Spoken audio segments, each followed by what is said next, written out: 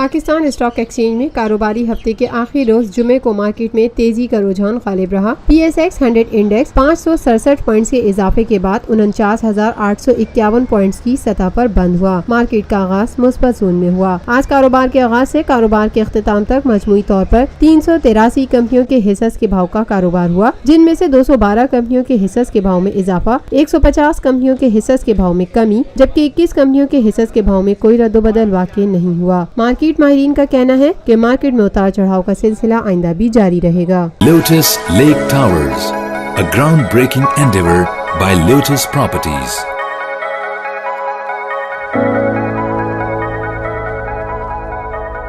ملکی، بین الاقوامی، سماجی، سیاسی، تجارتی، ثقافتی، تفریحی، معلوماتی اور کھیلوں سے جڑی ہر چھوٹی بڑی خبر کا مرکز TNN TV۔